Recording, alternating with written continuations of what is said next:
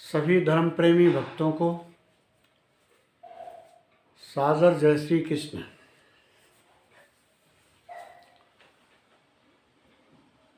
पशु पूरा पशु होता है, परंतु मनुष्य पूरा मनुष्य नहीं होता।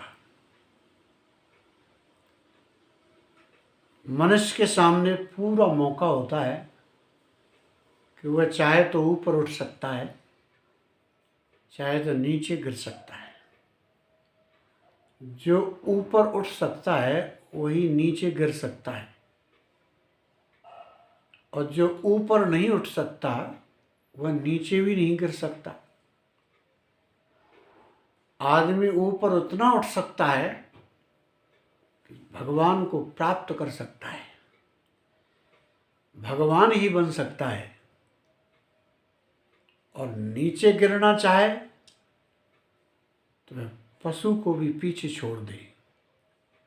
नीचे गिरना चाहे तो राक्षस बन सकता है,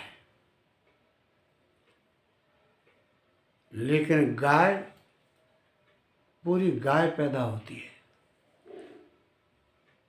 भैंस पूरी भैंस पैदा होती है, गधा पूरा गधा पैदा होता है।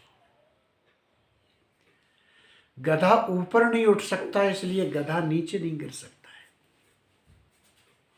मनुष्य पूरा मनुष्य नहीं बन सकता। किसी मनुष्य को हम कहते हैं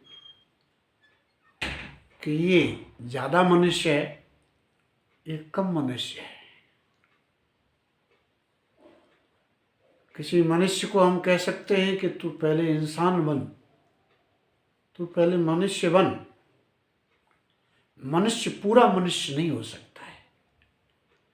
कोई ज़्यादा मनुष्य होता है, कोई कम मनुष्य होता है, परंतु किसी गधा को हम नहीं कहते हैं कि तू ज़्यादा गधा है, तू कम गधा है। किसी गाय को हम ऐसा नहीं कहते हैं कि तू कम गाय है, वो ज़्यादा गाय है। गाय पूरी गाय है, भैंस पूरी भैंस है, गधा पूरा गधा है, पशु पूरा पशु होता है, लेकिन मनुष्य पूरा मनुष्य नहीं होता है।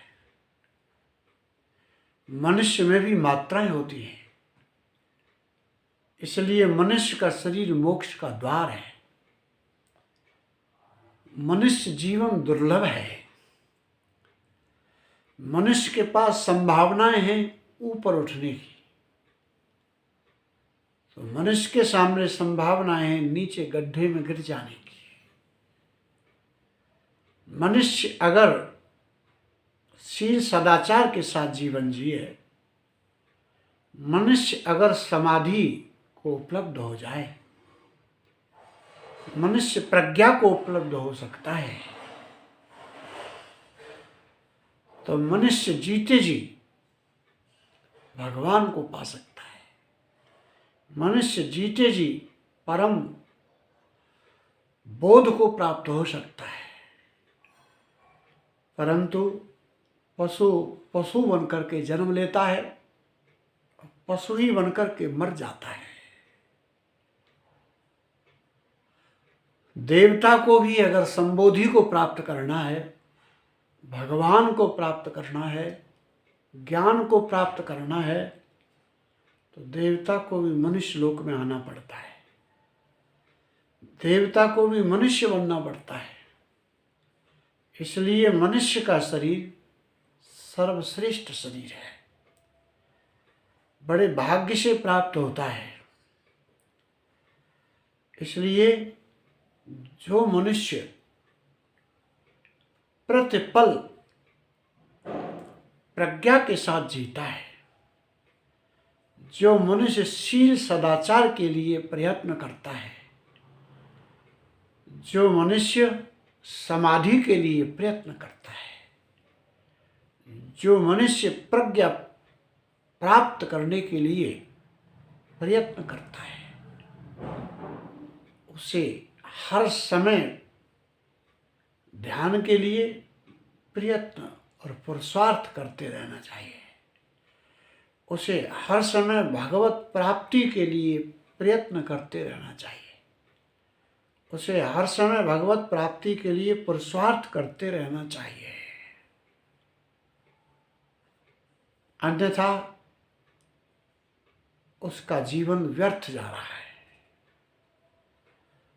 बड़े स्वर्णिम अवसर को उसने खो दिया, बड़े स्वर्णिम मौके को उसने खो दिया। इसलिए पहले व्यक्ति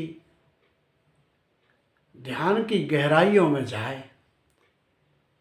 पहले व्यक्ति प्रार्थना की गहराई में जाए, पहले व्यक्ति भगवत प्रेम की गहराई में जाए। और जो व्यक्ति ध्यान, प्रेम और प्रार्थना की गहराई में जाएगा, उस व्यक्ति के पास विचार नहीं रहेंगे, उस व्यक्ति के पास नकारात्मक विचार खत्म हो जाएंगे। धीरे धीरे प्रतिपल उसे प्रयास करने की आवश्यकता है।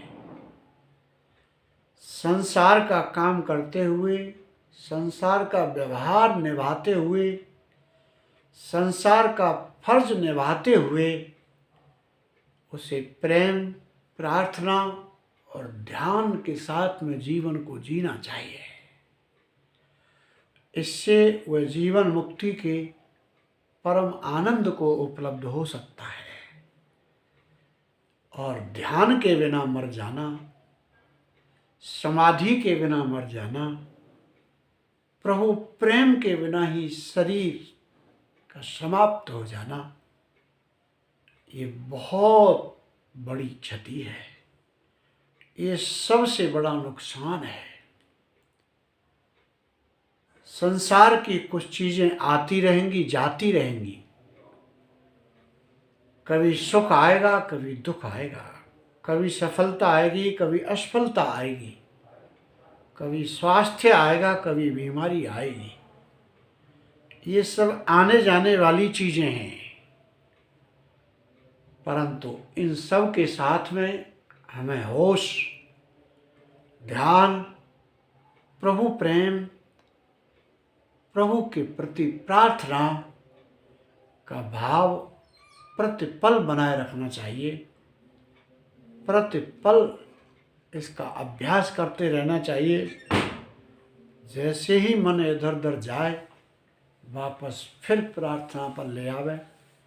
काम करते हुए, धंधा करते हुए, दुकान करते हुए, व्यापार करते हुए, सर्विस करते हुए, हर समय व्यक्ति अपनी अंतर चेतना में स्थित रहे। हर समय व्यक्ति अपनी चेतना का विकास करता रहे। हर समय व्यक्ति भगवत प्रेम का विकास करता रहे और सभी के प्रति प्रेमपूर्ण रहे, सभी के प्रति धन्यवाद के भाव से भरा रहे।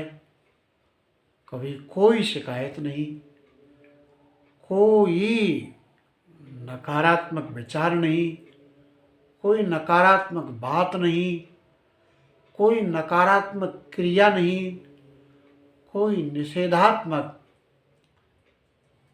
दिनचर्या नहीं। इस तरह से पल पल होश पूर्वक जीने से व्यक्ति पूरे जीवन को भगवत प्रेम में लगा सकता है और परम आनंद को उपलब्ध हो सकता है और दिव्य जीवन का रस ले सकता है। आज के लिए इतना ही। बोले सच्चिदानंद भगवान की जय, श्री कृष्ण भगवान की जय।